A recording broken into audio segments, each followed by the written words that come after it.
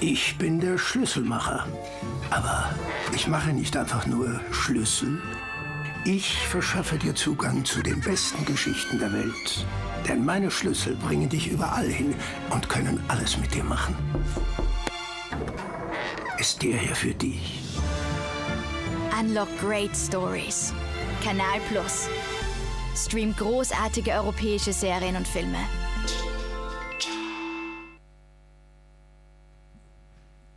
Okay, hello. Welcome to this masterclass. I'm Simon. I'm here from Yamaha, and I'm very happy to see so many faces, because yeah, it's normally a lot of conferences where only like 2 people are here and the rest is in the stream. So I'm very glad to have actual people here. Yeah, so maybe I will start with some informations about myself. Hello. I'm Simon. I'm a music producer. I work in bigger studios with bands together, so like more an engineer, and I also work as a producer with artists together, more modern stuff, pop, alternative, indie music, basically with every music that's good or where people are invested in. And I also play live a lot with different artists in different genres. And there I play drums, keys, guitar, a little bit of vocals also. Yeah, I also studied music production and keys in Münster in Germany. That's where I'm living right now. And yeah, that's about me.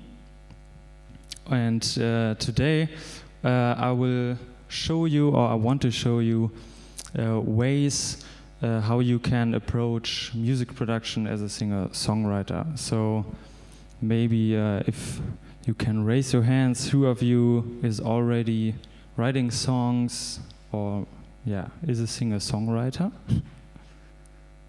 Who is a musician in general? Okay.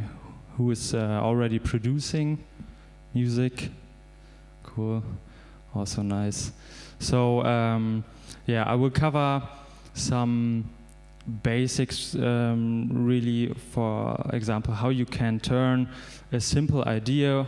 For example, I will show you an example soon, where you have only your vocals and a guitar or a piano or something like that, and how you can approach music production and get it into a real arrangement with all the different facets. Yeah, so I'm not mad if anyone leaves the room when you're like already into producing a lot and this kind of stuff, because maybe at the beginning it's a little bit basic for you, but I guess everybody's learning something, I hope. And yeah, so I will shortly give you an overview what I will cover. So we'll begin with looking how vibe, emotions and energy in music or in a demo work or behave, and how this helps with forming your production. Then we're going to cover how to approach harmony, finding chords and all that stuff with some tools, and how to work with references for like other songs or artists you like. Also, like how to write bass, melody, how to build drums or beats, and also some sound design. So all like different aspects you can you could choose if you approach a song idea. And for the last point, I will also like cover vocal production. So how you can, as a singer-songwriter, for example, mix your vocals a little bit. I will not go into very much detail on all the stuff because it's only 1 hour. But yeah, and also some vocal production arrangement tricks. This kind of stuff will also come. If you have any questions or ideas or something, just raise your hand. We have a microphone here, and you can then, just ask me. Yeah, so before I show you the song I have with me today, the first question that came to my mind was, what's the value for being a singer-songwriter and learning like music production? What's why do I have to do it? And the first thing that's the most important one, I think, and I witnessed with working with artists that just send me these small ideas that if you gain this knowledge, and it's a lot, I know that, but the work or the effort is worth it, in my opinion, that you can contribute to your songwriting skills like immensely. So I have a lot of artists that, and that's not bad, but they, for example, play 4 chords on their guitar and sing their melodies, but they can't really play something different, so they block themselves to their full potential. So in knowing like all these different stuff or how to approach it is very helpful in my opinion.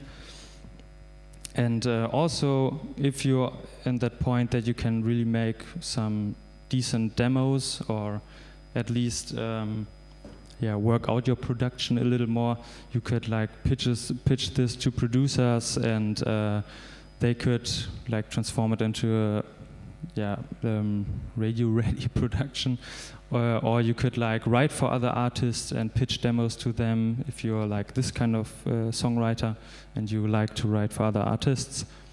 And also what I mentioned in the beginning is that you can really show and in a detailed way what you want the music to sound like.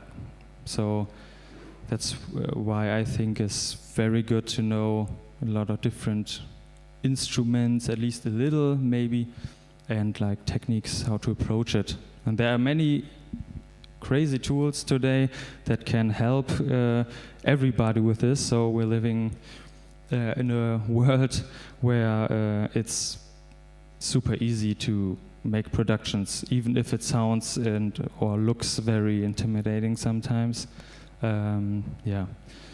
Who of you has already worked with a DAW before?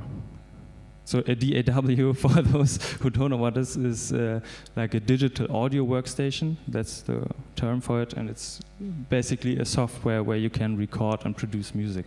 So for those who don't know what it is, that might look frightening, but it is basically very easy. But the most of you have already seen it. So, yeah. So, short disclaimer: everything I'm showing you, or I'm doing like a small step-by-step guide, really, is just a guidance, really. So there are no rules in music, and I'm not a fan of like saying, you have to put this on that, or you can't do big moves with an equalizer or stuff. Just do what sounds good and what feels right. So don't take this step-by-step thing too seriously. And but I think a small guidance is helpful, but just a short disclaimer. So the song I'm going to show you now is with a German artist together I'm producing with at the moment, and another producer. The artist's name is Jakob Ude, and it's German pop music. So it doesn't matter if you don't understand German, it's not a problem. It's just about the music. And we're working together, and this song is a very good example because it's very straightforward and simple in its thinking.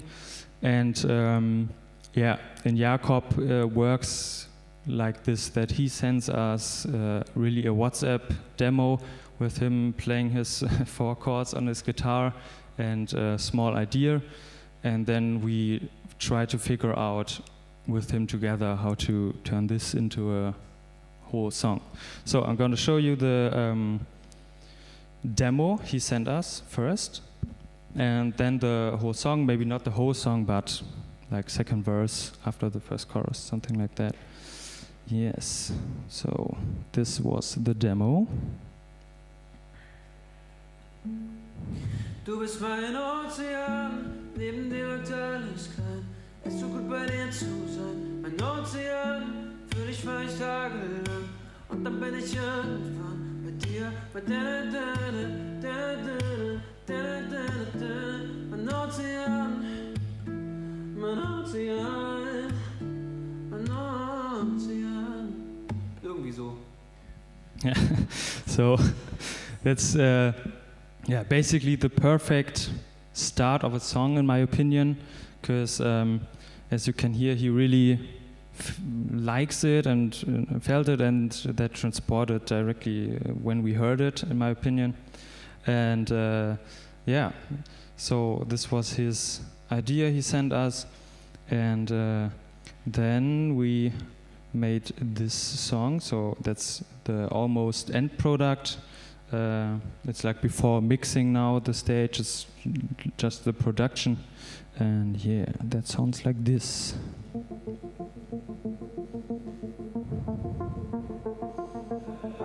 Deine Freunde warten schon auf dich. Machst dich auf den Weg, aber ohne mich. Du und ich, schwer zu beschreiben. In meinem Kopf nur Fragezeichen. Bist wieder unterwegs, nur ohne mich. Ich schau in deine blauen Augen, will nie mehr etwas anderes sehen. Wir wissen, was du von uns denkst und wissen, was mit uns passiert. Du bist mein Ozean, neben dir ist alles klein. Wir können immer bei dir sein. Mein Ozean, für dich war ich tagelang. Frag mich nur, wann komm ich an? Bei dir, frag mich, ob ich eine Runde gehe, ob ich mich verlieb. Mein Ozean, mein Ozean.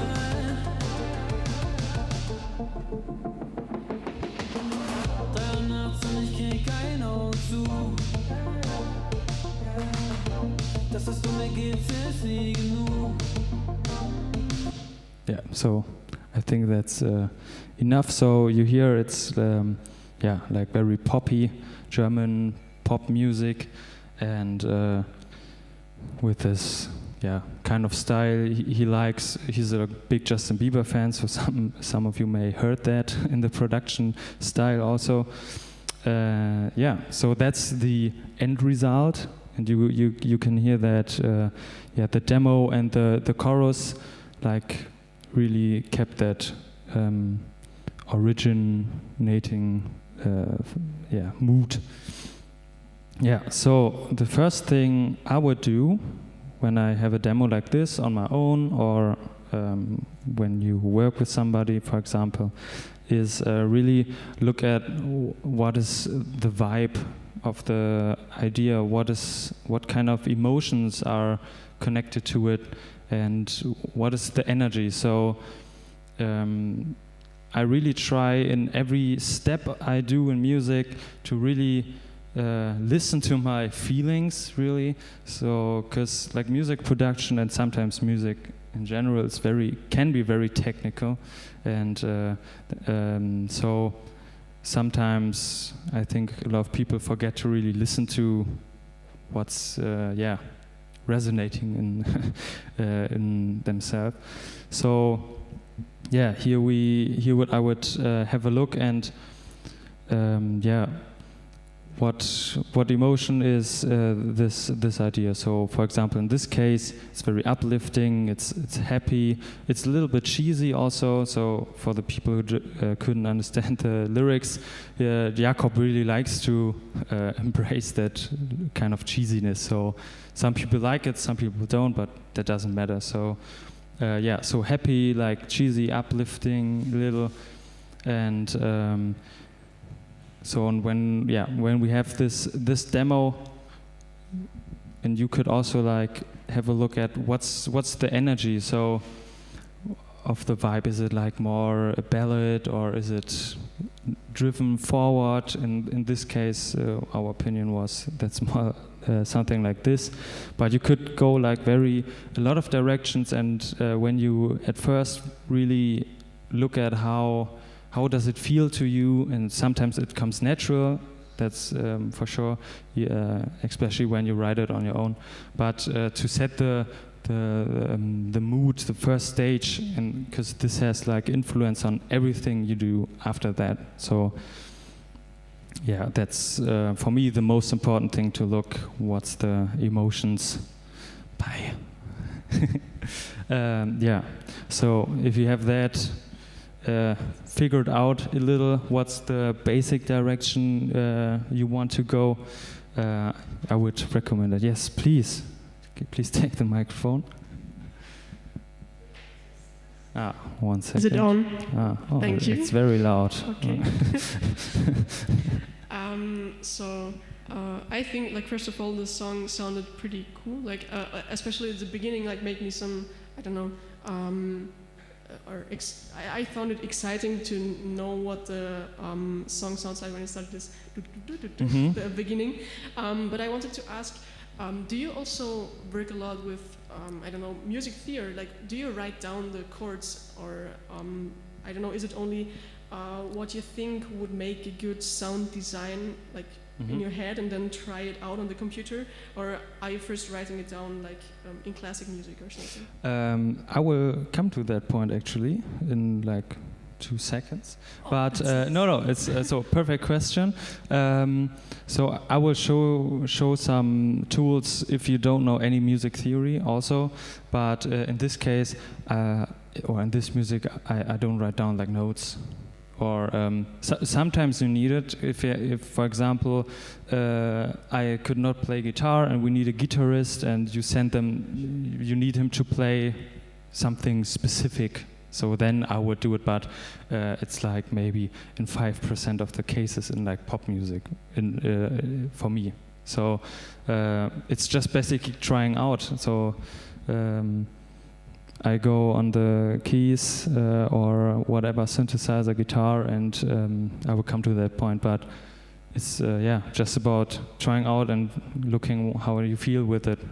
So if that's the answer to your question, or yes, that's a good answer. And another thing that I was not sure about is, does a loop station also count? Like I mean, vocal loop station is DAW, like beatboxers use? No, not really, because the term DAW is digital audio workstation, but it's kind of a workstation too. So a loop station is a loop station, I would say. But there are also like bigger keyboards that are called workstations that have like many sounds in it and like a workhorse for everything. So this term is used in different ways. But in this case, DAW is just the software. Yeah. Thank you. You're welcome.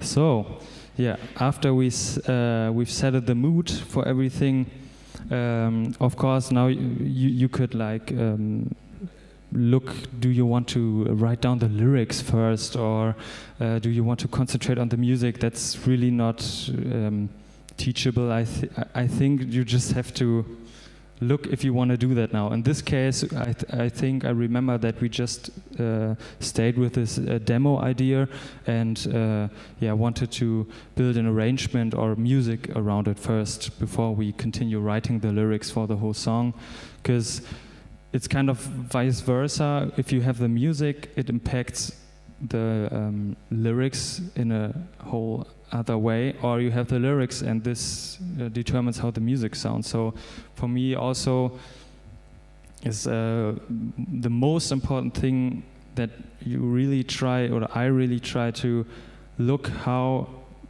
can I push the words or the meaning that is said in the song with the music. So on a, like, I call this third level thinking. Like second level would be like this technical stuff. I play a chord with this rhythm. This is like second level, and third level is really this non-really grabbable emotional thing that occurs, and I think it's very important to have this in mind. So when I have specific lyrics, how can I make the music sound so that this message is transported really well? Or other way around, if I have the music, what kind of lyrics would fit it? So that sounds kind of obvious, but I think it's maybe for somebody, but I think it's very, very important to connect on this third level thing. And in general, for everything I do, I would always look how it feels with the lyrics and stuff. So the first thing I would do, let me just open up the vocals. So I will concentrate on the chorus just for now. And let me check the volume. So this is just the main vocals of the chorus now. And for example, we imagine I recorded this idea, just my vocals, and I would now like try to get the harmonic bass or chords for the song first. Like I said in the beginning, you could, like with everything I'm telling you now, you could change up the order. But I think that's a good starting point to have the harmonic structure figured out, and also for the mood. And for this you could, like, if you play an instrument, just play your instrument and try something out. That's the simplest way. So I have with me in a lot of sessions this small thing here that's really practical. It's like a small keyboard thing. And so I would try some chords on my own. That's like the obvious thing. But for people who are not very into music theory and maybe don't want to dive too deep into this, there are a lot of cool tools in today's softwares. And for example, here I just have a virtual synthesizer. This one, just loaded up just for the sound. And now I can, for example, here have this tool. It's called chord pads here in Cubase. I think other DAWs also have similar features, and it's basically a guide or a help where you can figure your chords out without knowing anything about chords or how they are built up and which order do the notes come. And for example, I know my song is in B flat major. That would be good to know. What's your root of the song? And then I can like type in here or say this is my root. And then here I have this circle of fifths. Maybe some of you already have seen it. It's like the one of the music theory tools ever since more than a couple hundred years. And so it shows you here which chords are in a familiar position to your main chord. So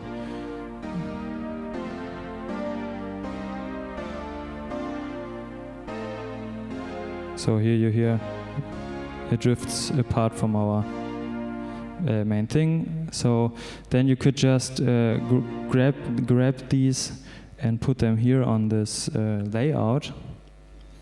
And then I did it before. So I could now just press with a click. You could also do it with a MIDI keyboard. So the layout you can see is like a keyboard, and I simply just have to press like this note, like one note here, and it would play the whole chord for me. So I can like go chromatically up and play the sequence, and it's that easy. And you can also like here show or experiment with flavors of the chords. So for example here you can see it's a B sharp 9.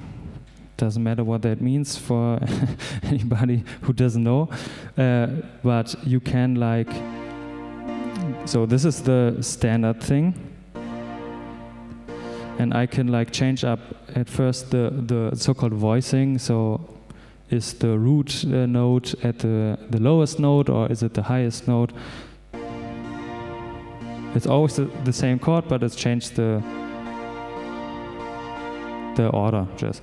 And then I could like just with one click here add some tensions or flavors, like more than 3 notes on this chord. Like this is like basically these notes. Yeah.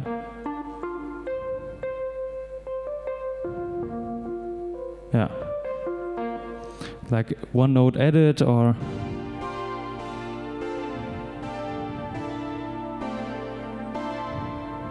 so everything is possible. I'll just go back to this one, and so yeah, so I did this one's as. So now I can like play my vocals and play around with different chords, and like, for example, this chord isn't in the arrangement, but I will show you how it alters the idea of the song. And you can play with rhythm too, just with your fingers, so it's very that simple.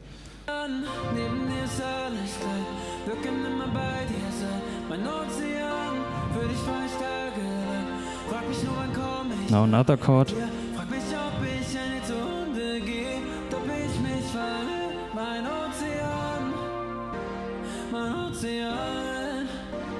So you see it's very easy. I don't know, are here people who have no idea about music theory, or maybe this is too easy for you, so I don't have to show you, but okay, I think nobody's complaining, so yeah. So this is one great tool. Even if I know how to play keys, for example, if it has to go fast, I would do it like this and just be very fast about it.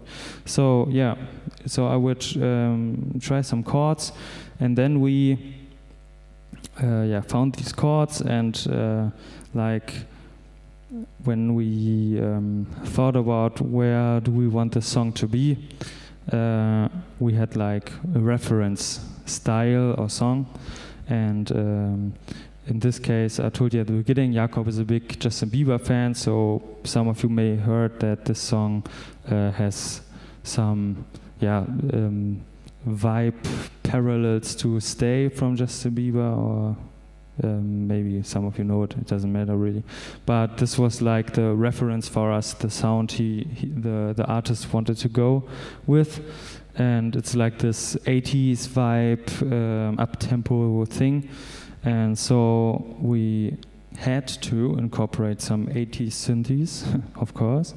And this was then recorded with a real 80s synth, actually. So we had the luck to have a Juno 106.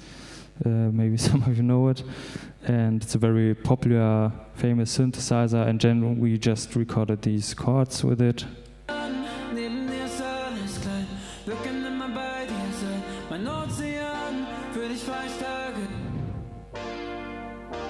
Yeah, so really cool 80s sound. And so small workflow excursus. At this stage where you maybe like play things, you could like what I showed you with this chord thing, you could then drag them into your session and you don't have to play them. So you can just record it and it's done. So that's very easy. But in this case, or my workflow, my studio is like very analog, or I try it to be as real as possible. and I'm not a big fan of like programming too much small MIDI notes, because I think it's a little bit like annoying. So it's too itty bitty. Sometimes you need it, especially for drums, a lot. But yeah, for like synthesizers, I try to play it just with a real instrument and do music. So, because in the past, for example, in productions, I only like program with a mouse, and of course you need instruments to do that, but over the time maybe you can get some. Doesn't really matter, but like playing real is really key, and also in my opinion is very important to an organic production, even if it's like really for example techno music. I also do a lot of techno music, but or like house techno music, but I really play everything in real time. So, and then I play it like a lot of times until it's perfect. So MIDI is of course always perfect if you just program it, but I think it has like very important human feature to it. So I encourage you to always play as much as you can. That's music is about, in my opinion. Yeah, so we have these chords and figured that out, and so back to this reference thing. If you're like very new to songwriting, a very good tool is like to grab a song of an artist you like, where you, for example, like the energy or just the arrangement. So for me, it was difficult at the beginning to figure out how do I have to structure my song. So when does a verse come, how long is the verse, the chorus and stuff, do I need a bridge and all of that. And for this, in this case, I would like grab the reference, load it into my session, and really just not copying the sound or the ideas. That's not what it's about at the moment, but like the arrangement, how long are the parts. Just look and do your arrangement, and then you can look, does it fit for me? Okay, maybe I don't need, or I need a pre-chorus, or my chorus has to be double as length, but it's a good starting point. I think you get the point for that. So I'm not encouraging to copying stuff, but it's like also when you more into mixing music, or when you have your things recorded, it's also a great tool for looking, how's the levels in the music, how's the energy and stuff. So that's very helpful in my opinion. But always remember that your own music is the most important thing, and even if it sounds different from your reference, that's good. So it's just a small guideline, but that's very helpful. So I use this also a lot. Yeah. So now let me check what I've here. Yeah. So after like having this harmonic bass and the vocals, I would now check out the like rhythmic bass or section of the song, because it really sets the mood and drive of the song. And there are like also many easy ways to do it, and how to approach it. So also there, I always try to, like, if you play an instrument, or maybe you're a drummer, or you have like rhythmic abilities, then I would like, for example, either you have a keyboard with drum sounds on it you like, or you could use samples. And for this matter, like the most famous sample library thing is called Splice. Does anyone know Splice? Probably yes. You too? Okay. Yeah, okay. Hard to tell who knows it, but you too, I think. So Splice is basically, the most biggest sample library. So for everybody who doesn't know what a sample is, a sample can be like a small snippet of an audio file. It can be like a snare sound, a bass drum sound, a clap, like small things, and also like loops. So for example, musical loops or melody loops somebody recorded. So when I do this, I record it and then it's uploaded to Splice and somebody can download it for free and use it in his or her music. Yeah, so let me just show you this tool. It's I think every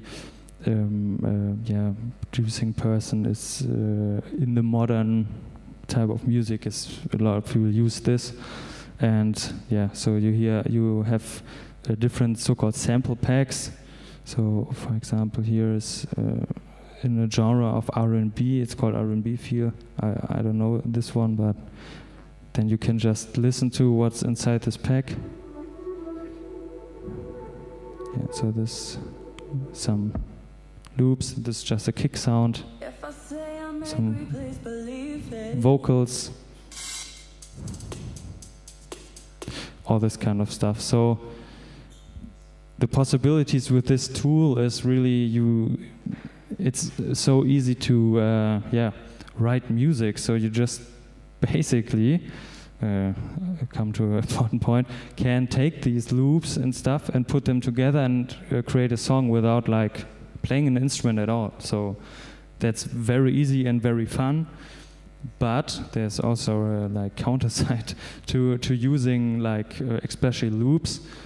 Is the how do you say it in English? Like the other people could use the same loop too. So if you have like this one thing I showed you, or the vocals you use for a song, like 100 people in the world could use it too. And when you hear a released song with the same vocals, it's a little bit not that cool. But yeah, so you have to be careful with what you choose. And yeah, so for example, I would now, if I'm not playing drums, for example, have this refrain, chorus, and then would look for some drum loops that could fit the mood. So for example, this one we thought was cool. It doesn't sound like the sound we wanted, but the beat, the energy was the right one, or like you get the feel. It's not a poof, poof beat we wanted. So So I could now like drag this into my session and work with this for now, but I would have in mind to replace it later. That's very important. And yeah, for that I then looked up some samples, like small samples. I like the snare sound. Yeah, and grab the kick. And then you have, in every DAW, you have like a drum sampler tool. This one is like the Cubase version, like Ableton, Studio One, Logic. Every DAW has something like this. And then you can take your samples you like, put them in here. Let me turn it on. So just drag them in here, and then you could play it with your MIDI keyboard. For everybody who doesn't know what a MIDI keyboard is, it's just basically USB connecting your keyboard, and then you can like control virtual instruments. Yeah, so then it's basically, if you want to like program or are more into programming, you could like then just program a beat with MIDI notes. This is what MIDI notes look like. And yeah, then it's basically just a kick and snare for now. And then I would just like try moving the things here, and then you will hear how different the song sounds now. So that sounds very lame for me. It's just, yeah. That's not the vibe. I think you can tell too. So yeah, we just tried out and played it by ourselves with the keys, and then came up with this simple rhythm. So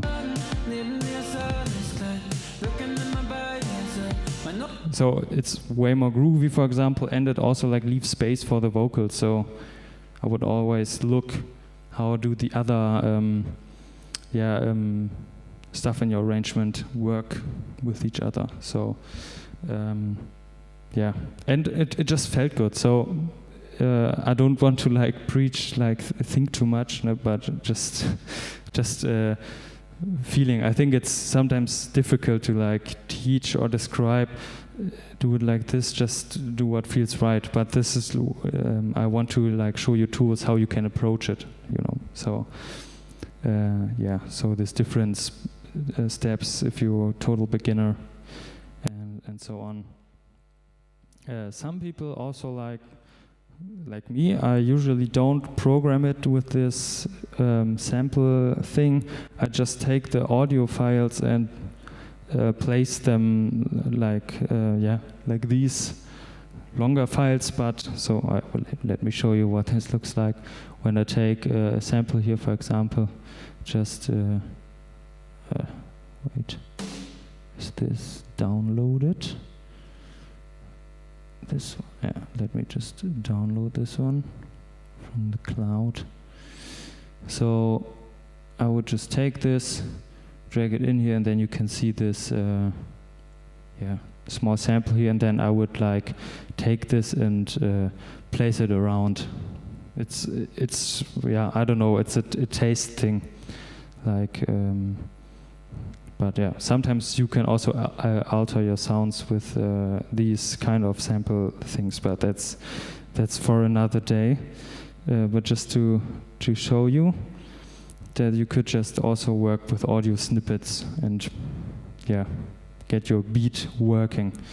So yeah, so using loops is cool.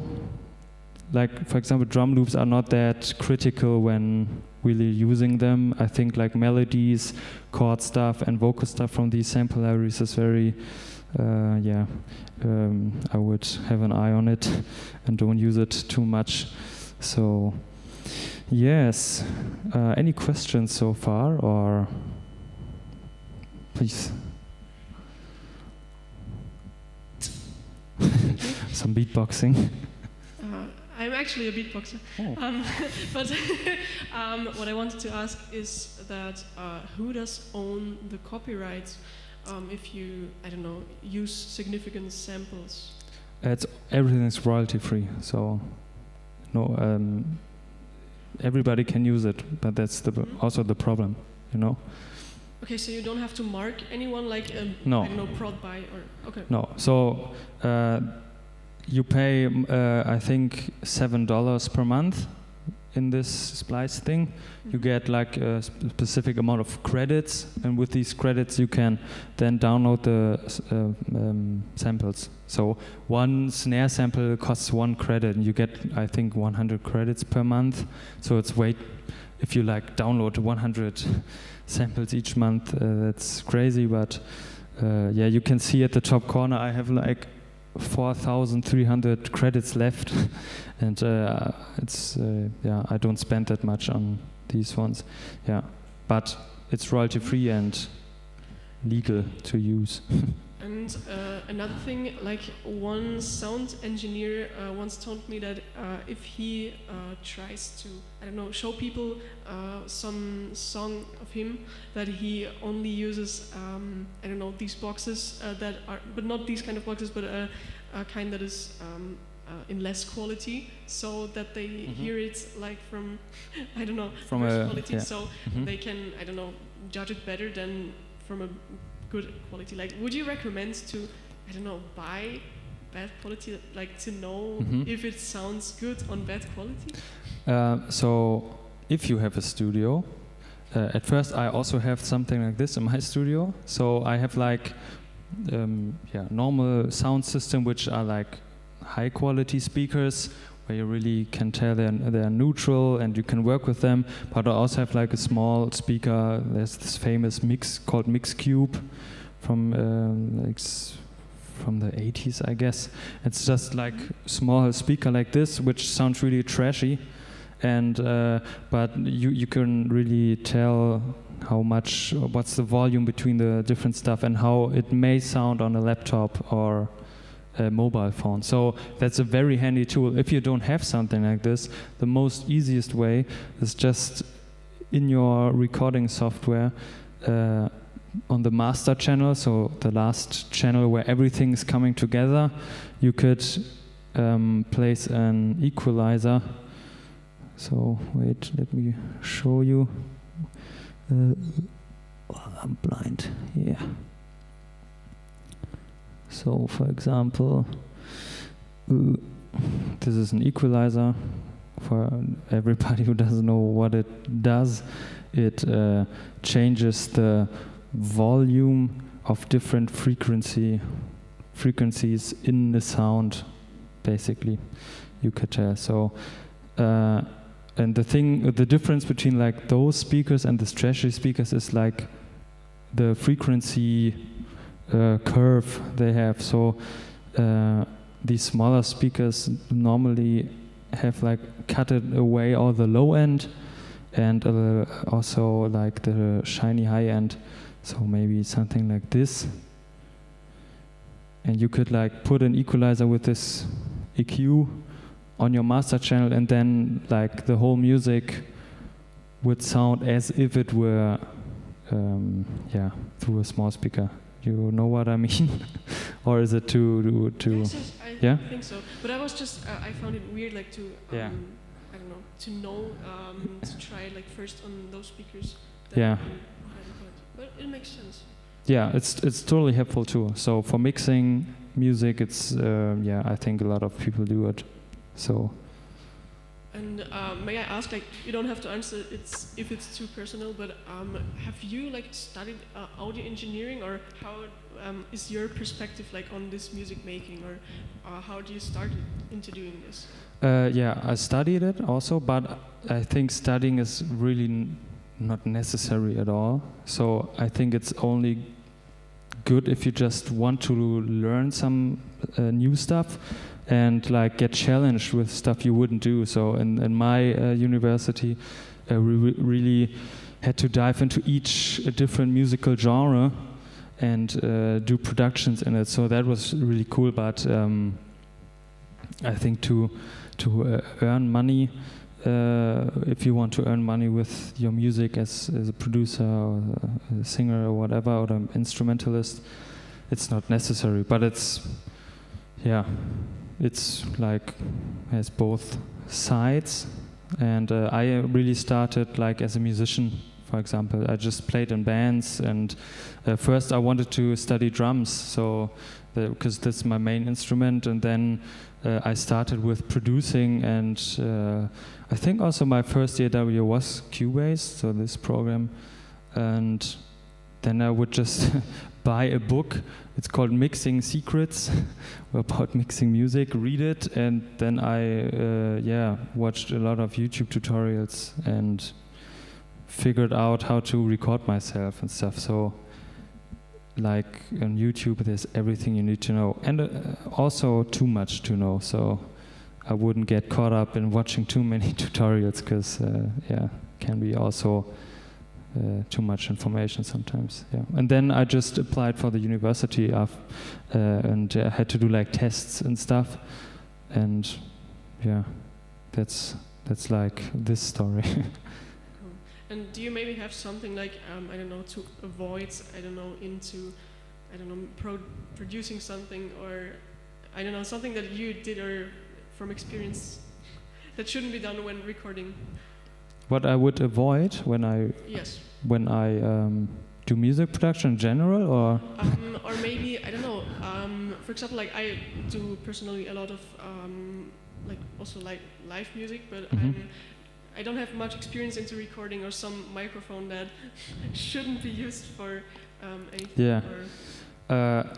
No, so I think you can work with everything. So of course there are like people who say this microphone is the best for vocals or stuff, but I think even the cheapest ones, like a classic 100 euro mic, you can use and make great sounds with it. So I wouldn't like discourage me in like just you can use your phone or your laptop speakers and record music with it and make it sound good. So I think it's good to have good equipment. That's like in music stuff, the better the equipment, the more expensive it is also, but that doesn't mean that you can't do good music with bad equipment. So if that's answers your question.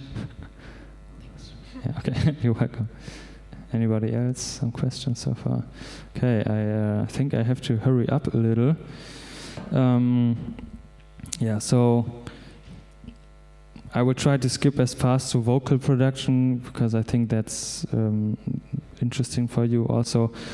But to give a short recap, so we have our vocals, we figured out the chords, and with this tool, then now we have built our drums. I show you just what the drums in the production sound like on their own. Just so you hear it, that it's also very simple. So sometimes you really don't need a lot of stuff.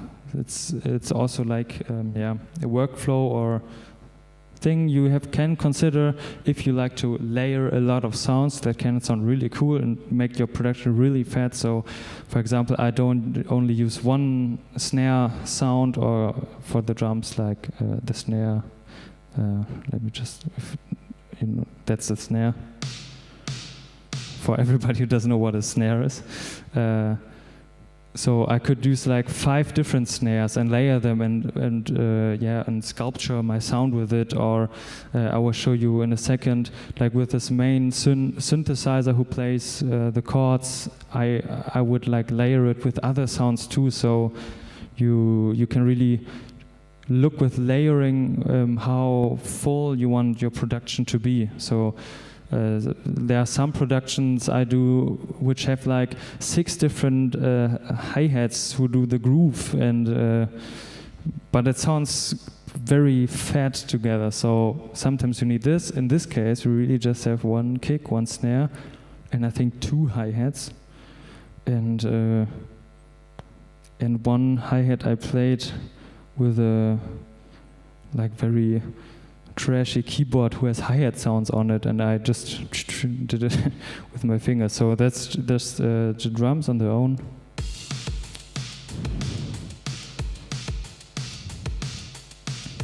So very simple. And for example, this to go back to this loop thing, I would always like to something like this on my own. It's not quantized perfectly or in time, but I played it to the music with my hands and didn't like use a loop from Splice, for example. I could, but that's way more fun. So just do it on your own. So just to show you some layering stuff shortly. So these are the main synthes we had. And then we like layered it with the different sounds.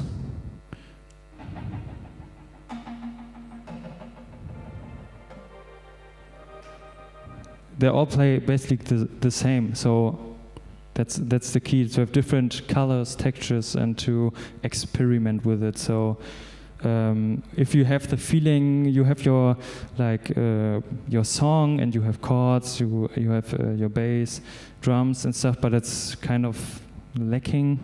That can help. So like just give different flavors and colors to it and experiment with it. So that's about layering. And also with these sounds I showed you, another great thing I do a lot, so before I show you that, before I show you this ear candy, so-called ear candy stuff, just to get this bass in the house. Yeah, I think the easiest way to handle a bass or the low frequencies is to just go with the roots of the song if you're really unfamiliar with playing. So just follow the same rhythm. So this is just a deep bass who follows the song and the chords. And then we just thought, we want some drive in the bass, some more energy. We added this 8-note synth bass, who like gives this drive for the whole song and pushes more forward.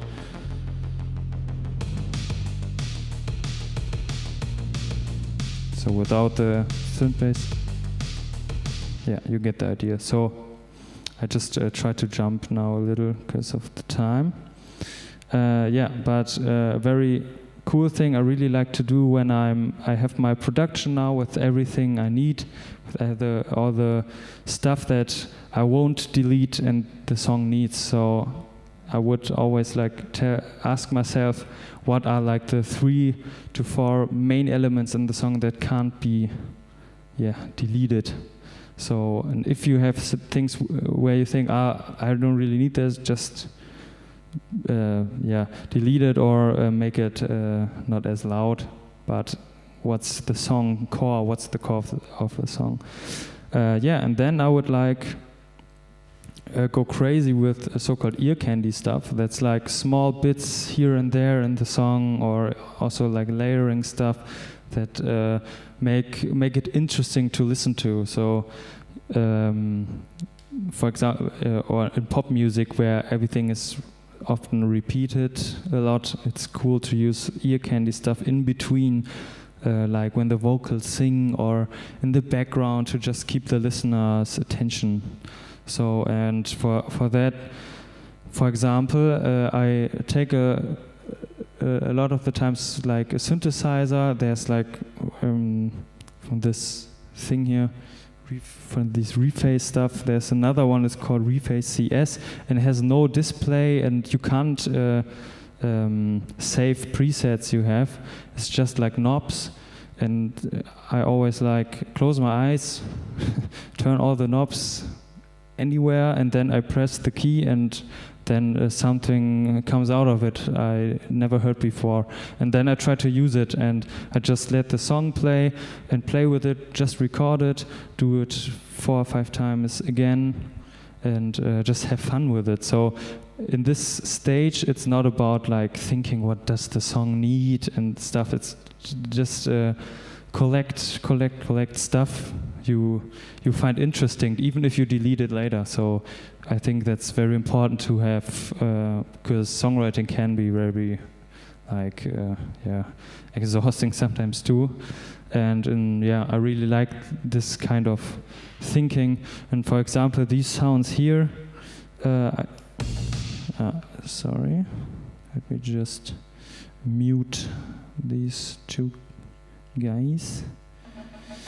For example, these sounds here, Konya, the other producer I work with on this song, we had a trial for a virtual instrument for a synthesizer that was only 1 day, and we didn't want to buy it because we didn't like this as much.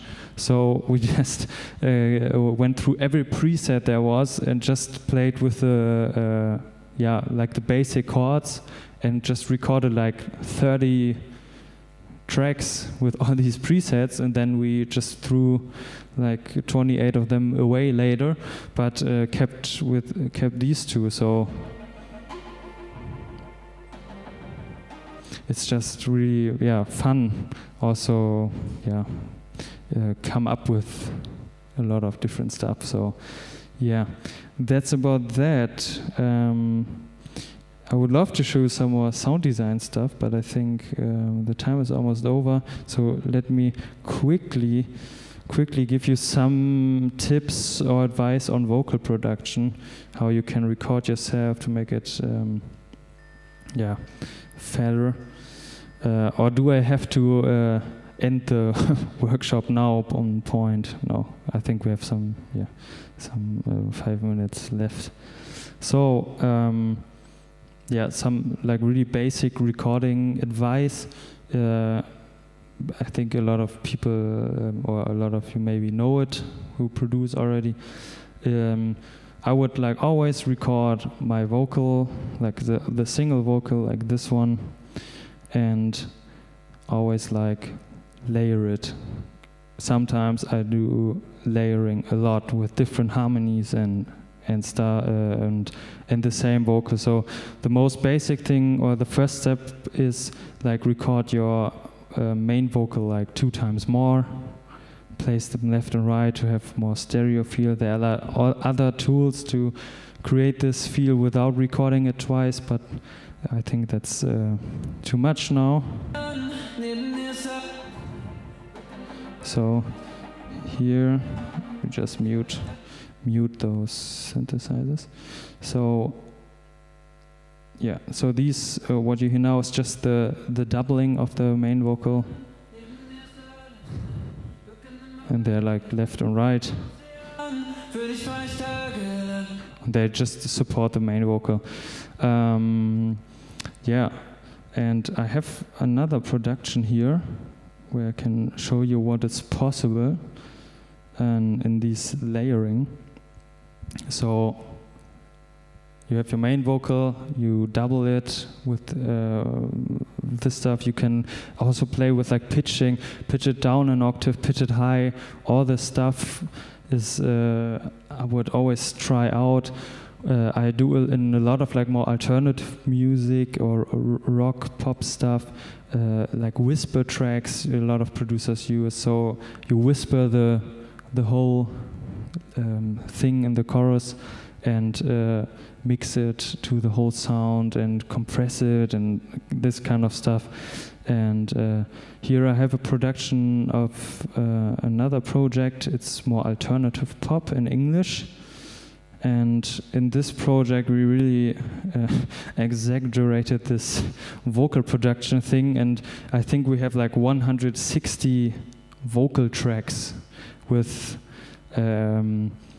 like every idea we had, some sing it softer, some sing it medium loud, some sing it loud, and then every idea is tracked 4 to 8 times and panned left to right, and you can really go crazy with it. Whisper tracks, also harmonies like that add onto the main thing. So like the 160 tracks, they don't play at once, that's for sure, but you can really like go from I only need one vocal. That's a lot of times the case in this song from Jakob in the verses, to like a full thing. So I just skip in this section of the song. It's a completely different style now. Let's check. How dare you say you're proud? This it's coming. All this time you weren't around, and all of these nights I lie here and I think about the things I said. Was it?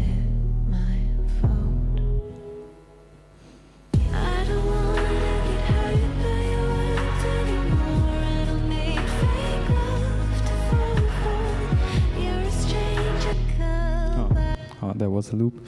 So then just give me skip to one section of the song. So it was like a very massive thing now, and you can't really tell what's going on really, because it's so many vocals. It's just a big pad.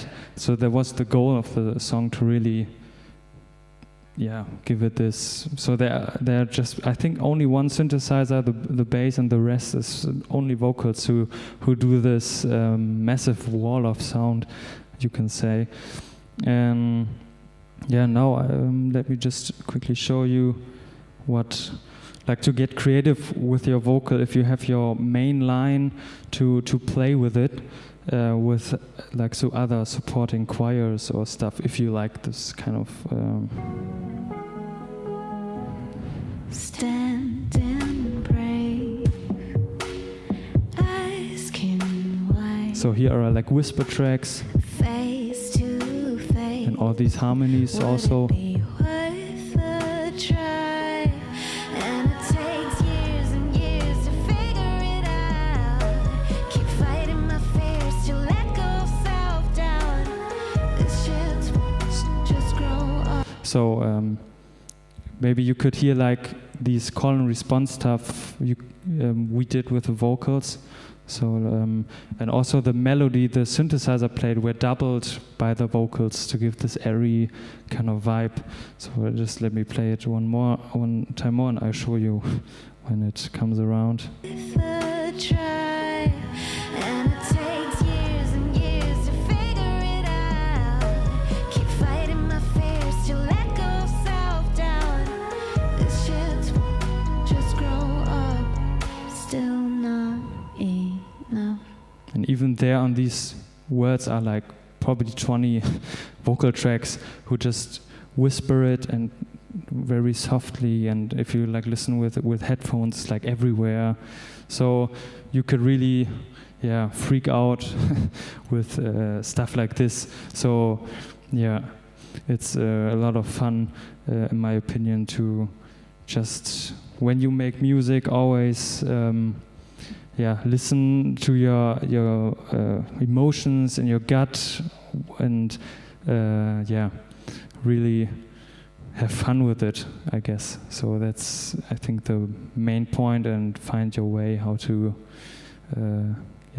make the most fun out of it for you. I think so far. Any questions, or you want to see anything you wondered about? Okay, then thank you very much that so many of you came, and I hope you could learn something, or take something with you, and thank you very much.